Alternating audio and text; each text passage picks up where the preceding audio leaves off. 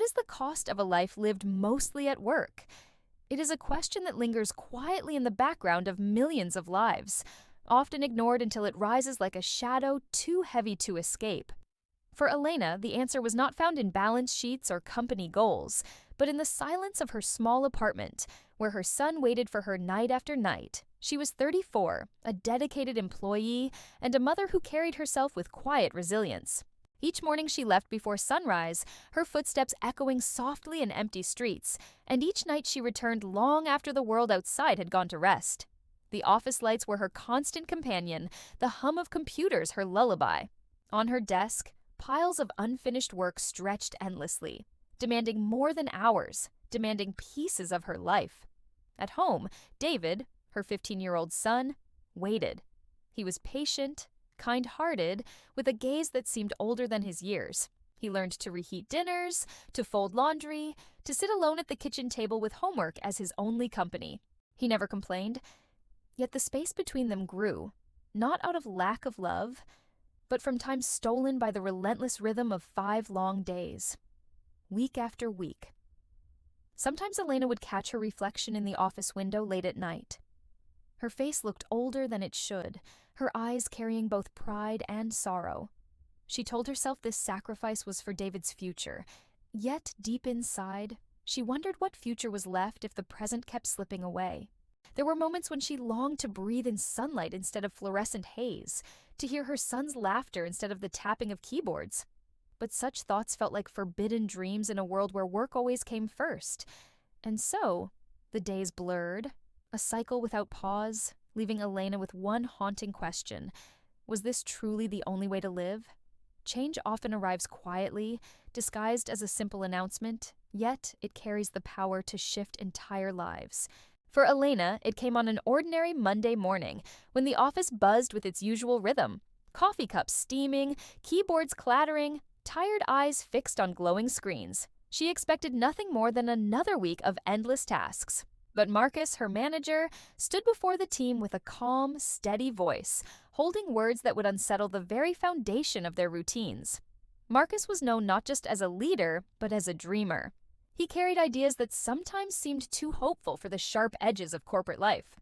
And yet, there was sincerity in him, a belief that people mattered as much as profit. That morning, his words carried a spark. The company would begin a trial of a 4-day work week. The room stilled, as though time had paused. A ripple of disbelief spread across the faces around Elena. Could such a thing be real? One less day of work, every week? A gift of time, so rare, so precious. It almost seemed impossible. For Elena, the news landed with both wonder and doubt. Her mind spun with questions. Would deadlines grow heavier? Would expectations become unbearable? Or could this truly be the answer to the unspoken ache in her life? Beneath the uncertainty, a fragile hope stirred within her. The thought of being home on a Friday, of cooking breakfast with David instead of rushing past him with a coffee in hand, felt like a dream too delicate to touch. She imagined sunlight filtering through the window, imagined laughter filling spaces long left silent. But change is never without hesitation. Around her, whispers filled the room, some excited, some fearful, some skeptical. Elena felt caught between them all, her heart torn between longing and caution. Could one less day at the office really bring her closer to the life she missed? Or would it only add new burdens, new pressures to prove her worth? In that moment, Elena realized this experiment was not just about schedules. It was about hope itself. Hope that life could be different. The first Friday arrived like a breath of air after years underwater. Elena woke not to the sharp ring of an alarm clock, but to the soft warmth of morning light slipping through her curtains. For the first time in years, she did not rush out of bed. Instead, she lingered, listening to the quiet hum of her apartment, the gentle sound of David stirring in his room. That day belonged not to deadlines, but to life itself. She made breakfast slowly, cracking eggs in a pan while David sat at the table, his smile shy but genuine. The kitchen filled with a warmth that had been absent for far too long, a simple togetherness, fragile yet real. They laughed over burnt toast, the kind of small imperfection that, strangely, felt perfect. Later, Elena and David walked to the park. The world seemed more vivid than she remembered, the trees greener, the air sharper, the sound of children's laughter brighter. She sat on a bench and watched her son race ahead, his sneakers kicking up leaves as he called back to her with a grin. For once, she was not missing it. She was there, present, whole. That evening, Elena joined a small group at a community kitchen where volunteers prepared meals for families in need. She had always wanted to give her time, but time had never been hers to give. As she stirred soup alongside strangers who smiled with quiet gratitude, she felt something awaken inside her. Work had defined her days for so long, but here, amid the clatter of pots, the warmth of service, she rediscovered another rhythm, one of care, connection, and meaning. When she returned home, David was waiting with stories from school. She listened, truly listened, her heart swelling with the realization of what a single day could hold. Not just rest, but renewal. Not just leisure, but love. In the stillness of that night, Elena understood something profound. A shorter week was not about less work. It was about more life. The glow of those first free Fridays did not last untouched. Soon the company faced its first real test. A major project loomed, one that demanded precision, speed, and unity.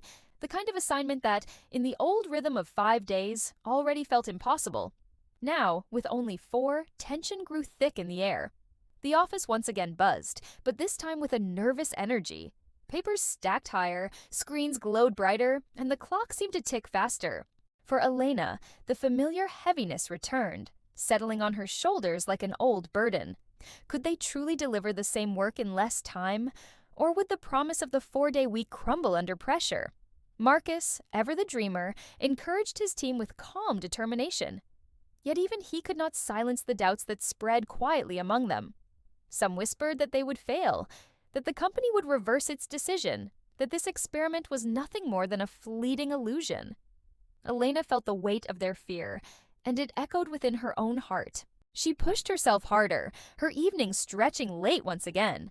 The office lights became her companions just as they once had, and she wondered if anything had really changed.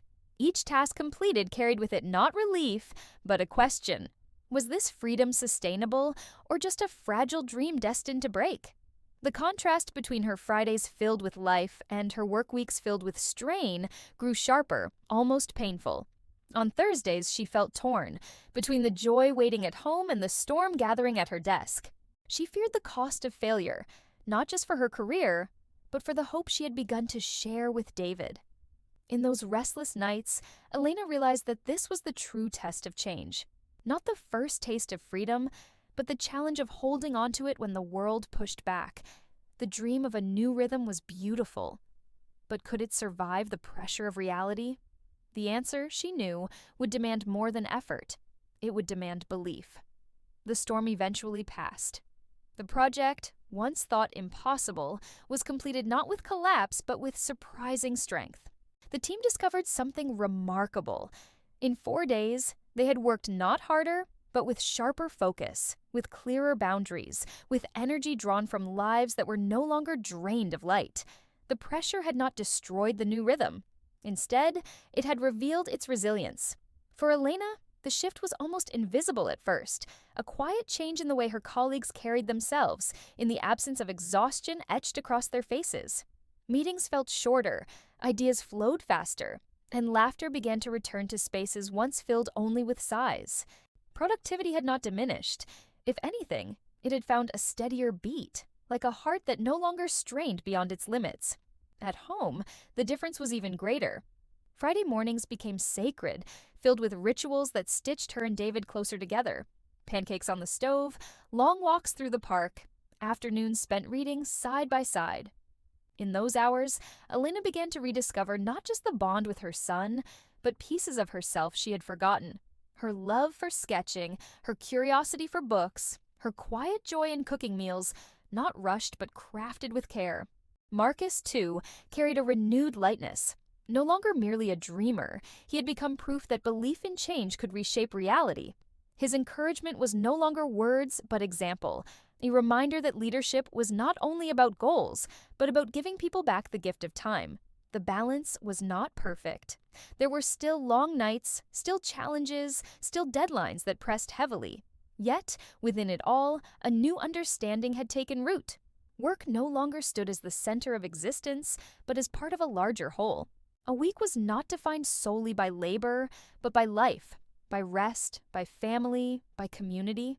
And in that balance, Elena saw something she had almost forgotten: hope for the future. Not only for herself, but for David, and for all those who longed for a life where 4 days of work might truly be enough.